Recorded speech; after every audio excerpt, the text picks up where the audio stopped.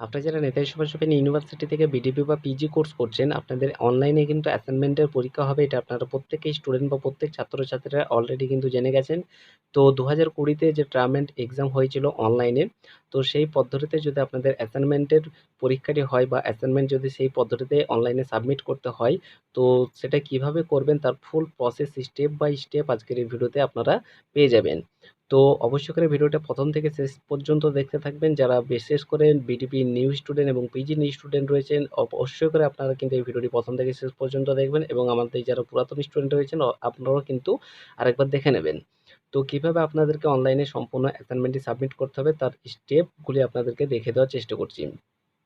তো ফার্স্টে এখানে আপনাদেরকে বলে রাখি, নেতাজি সুভাষ ইউনিভার্সিটির তরফ থেকে কিন্তু 2020-তে যে টার্ম অ্যান্ড এক্সাম হয়েছিল, ওনাদের কিন্তু একটি পোর্টাল বা একটি ওয়েবসাইট দিয়ে দেওয়া হয়েছিল। তেমনি আপনাদের অনলাইনেও কিন্তু অ্যাসাইনমেন্ট যেহেতু সাবমিট করতে হচ্ছে সম্পূর্ণ প্রসেসটা, তো যেহেতু আপনাদেরকে পরীক্ষাটা অনলাইনের মাধ্যমে দিতে হবে অ্যাসাইনমেন্টে, তো আপনাদেরও কিন্তু ওই একটি ওয়েবসাইট বা একটি পোর্টাল দিয়ে দেওয়া হবে। তো সেই ওয়েবসাইট বা পোর্টালের মাধ্যমেই কিন্তু আপনাদেরকে পরীক্ষাটি দিতে হবে। তো সেই পোর্টাল বা ওয়েবসাইটে আপনাদেরকে ক্লিক করতে হবে। তো ক্লিক করার পরে কিন্তু আপনাদের সামনে এরকম একটি পেজ ওপেন হয়ে যাবে।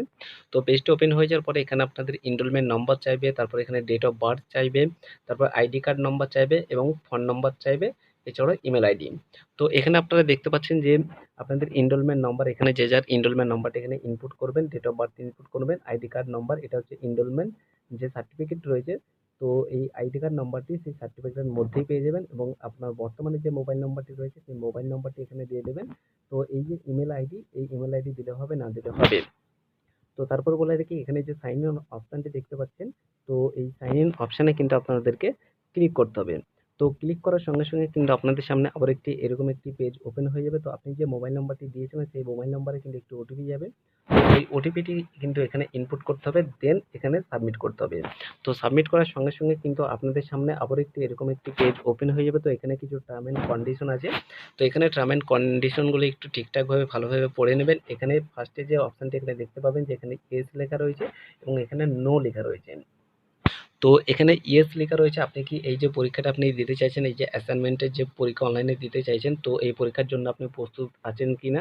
এবং এছাড়াও এখানে লেখা থাকবে যে আপনাদের এনরোলমেন্ট নম্বর, সমস্ত যাবতীয় তথ্য এখানে আপনাদের লেখা থাকবে। তথ্যগুলি একটু ঠিকঠাকভাবে একটু পড়ে নেবেন এবং এখানে কিন্তু ইয়েস করবেন। সবসময় এখানে ইয়েস চিহ্ন থাকবে, এখানে ইয়েস করবেন। নো করলে কিন্তু আপনাদের পরীক্ষাটা দিতে পারবেন না। এখানে ইয়েস অপশন থাকবে, এই অপশনে ক্লিক, ইয়েস অপশনে ক্লিক করার সঙ্গে সঙ্গে কিন্তু এই অপশনটি গ্রিন কালারের হয়ে যাবে।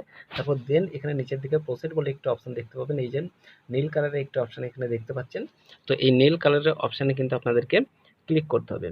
তো ক্লিক করার সঙ্গে সঙ্গে কিন্তু আপনাদের সামনে আবারও একটি এরকম ধরনের একটি পেজ ওপেন হয়ে যাবে। তো এখানে হচ্ছে মেন ব্যাপার। তো এখানে আপনারা দেখতে পাচ্ছেন যে এখানে আপনাদের প্রত্যেকটি পেপার, যে কটা পেপারে আপনাদেরকে অ্যাসাইনমেন্ট সাবমিট করতে হবে, তো BDP first year, second year, third year এবং পিজি পার্ট 1 এবং পার্ট 2, তো অবশ্যই এখানে পেপারগুলো আপনারা ঠিকঠাকভাবে দেখে নেবেন। এখানে কিন্তু পরপর কিন্তু আপনাদের পেপারগুলো শো করবে কোন কোন পেপারের আপনাদেরকে অ্যাসাইনমেন্ট সাবমিট করতে হবে এবং প্রত্যেকটি পেপারের পাশে কিন্তু এখানে লেখা থাকবে স্টার্ট, স্টার্ট বলে কিন্তু লেখা থাকবে। অর্থাৎ এই স্টার্ট অপশনে যদি আপনি ক্লিক করেন তাহলে কিন্তু আপনার পরীক্ষাটি শুরু হয়ে যাবে। এবং তারপরে এখানে দেখতে পাবেন যে কমপ্লিট বলে একটি অপশন এখানে পেয়ে যাবেন। তো আপনি যে পেপারের পরীক্ষাটি বা যে অ্যাসাইনমেন্টের পেপারটি আপনার কমপ্লিট হয়ে যাবে, সেই অ্যাসাইনমেন্টের পেপারটি কিন্তু এই কমপ্লিটের নিচে কিন্তু শো করবে। তো এইভাবে কিন্তু আপনাদেরকে পরপর কিন্তু এই স্টার্ট অপশনে ক্লিক করে কিন্তু আপনাদেরকে পরীক্ষাগুলি দিতে হবে। তো এই স্টার্ট অপশনে যে পেপারে আপনি অ্যাসাইনমেন্টটি সাবমিট করতে চাইছেন, যে পেপারটি, যে কোনো পেপার আপনি প্রথমে যে কোনো পেপার আপনি শুরু করতে পারেন নিজের ইচ্ছা অনুযায়ী।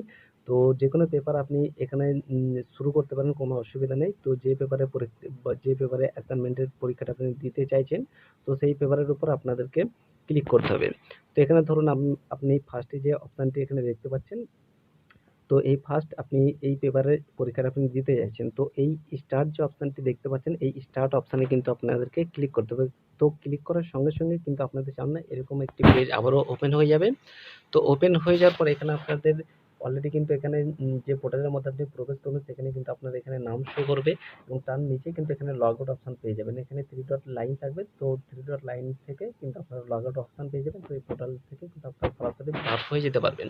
তো এই স্টার্ট অপশনে ক্লিক করার পরে কিন্তু এখানে যে পেপারে আপনি অ্যাসাইনমেন্টটি সাবমিট করতে চাইছেন, তো সেই পেপারের এক্সামটি স্টার্ট হয়ে যাবে। তো এখানে আপনারা দেখতে পাবেন যে এক্সাম স্টার্ট বলে লেখা থাকবে। তো এক্সাম স্টার্ট অপশনে ক্লিক করার সঙ্গে সঙ্গে কিন্তু আপনাদের পরীক্ষাটি বা এক্সামটি, অ্যাসাইনমেন্টটি চালু হয়ে যাবে।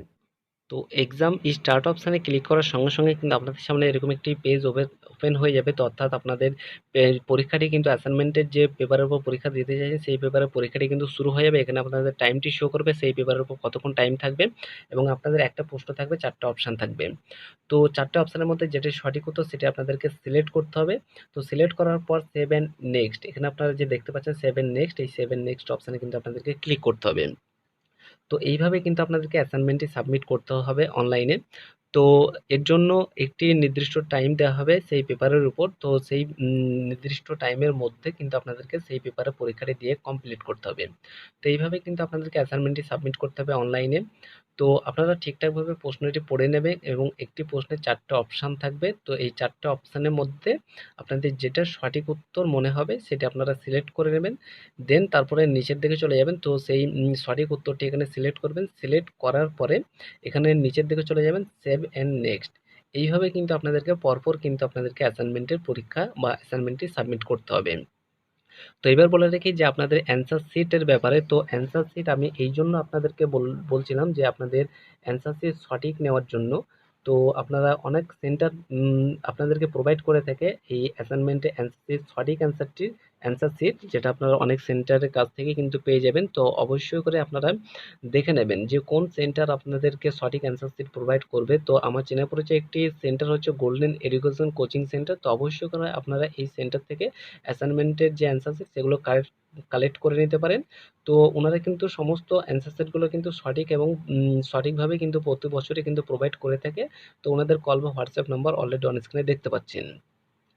তো এখানে আমি এই জন্য বলছিলাম যে অ্যান্সার শিট সঠিক নেওয়ার, এই যে দেখতে পাচ্ছেন যে একটা প্রশ্ন থাকছে, 4টে অপশান থাকছে। আপনারা যে পিডিএফ ফাইল, যে অ্যান্সার শিটগুলো নেবেন পিডিএফ ফাইল আকারে হোক বা যেভাবে হোক না কেন, তো সেই অ্যান্সার শিট বা সেই পিডিএফ ফাইলের মধ্যে অ্যান্সার শিট, এই যে একটা প্রশ্ন থাকছে, 4টে অপশান থাকছে, 4টে অপশানের মধ্যে যদি আপনি সেই অ্যান্সার শিটের মধ্যে যদি ম্যাচিং না পান, তো সেক্ষেত্রে একটি বিরাট বড় প্রবলেম হয়ে যাবে আপনার অ্যাসাইনমেন্টটি যখন আপনি কমপ্লিট বা অ্যাসাইনমেন্টের পরীক্ষা যখন আপনি দিতে বসবেন।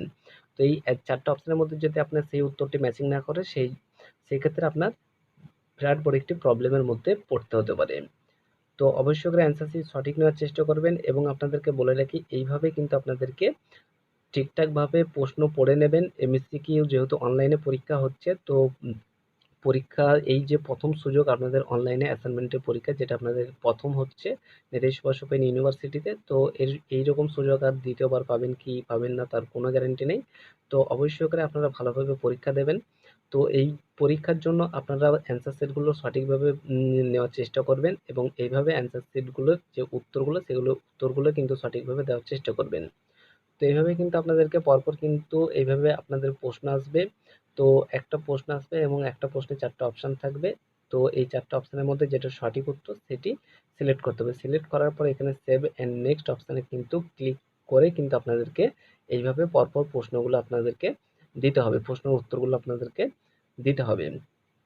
তো এইভাবে কিন্তু আপনাদেরকে অ্যাসাইনমেন্টটি অনলাইনে সাবমিট করতে হবে। তো এই যে প্রসেস আমি দেখালাম, তো এই প্রসেস আপনারা অবশ্যই বুঝতে পেরেছেন যে অনলাইনে অ্যাসাইনমেন্ট যদি হচ্ছে, তো সেক্ষেত্রে আপনাদেরকে কীভাবে সাবমিট করতে হতে পারে। তো 2020-তে যে টার্ম অ্যান্ড এক্সাম হয়েছিল অনলাইনে, সেই পদ্ধতিতে যদি হয়ে থাকে, তো এই পদ্ধতি আমি যে পদ্ধতিতে আপনাদেরকে দেখে দিচ্ছি, এই পদ্ধতিতে কিন্তু 2020-তে অনলাইনে পরীক্ষা এই পদ্ধতিতে হয়েছিল। এই পদ্ধতিতে আশা করি এই পদ্ধতিতে হওয়ার চান্স খুবই বেশি। তো অবশ্যই করে আপনারা দেখে রাখুন, যারা নিউ অ্যাডমিশন নিয়েছেন এবং পুরাতন স্টুডেন্ট হয়ে থাকলে অবশ্যই করে আপনারা আরেকবার দেখে রাখুন, ভিডিওটা অবশ্যই কাজে লাগবে। তো এইভাবে সেভ নেক্সট করবেন। তো এইভাবেই কিন্তু আপনাদেরকে অ্যাসাইনমেন্টের পরীক্ষাটি কিন্তু কমপ্লিট করতে হবে। আশা করি কোনো অসুবিধা হবে না। তো এই ছিল আজকের ভিডিও। তো ভিডিওটি ভালো লাগলে অবশ্যই করে লাইক করবেন, এবং কোনো রকম প্রবলেম বা কিছু জানার থেকে থাকলে সেক্ষেত্রে আমাদের ভিডিওর কমেন্ট সেকশন অবশ্যই করে কমেন্ট করে জানাবেন, এবং আপনার বন্ধুদেরকে এই ভিডিওটি অবশ্যই করে শেয়ার করে তাদেরকে হেল্পফুল করে তুলবেন।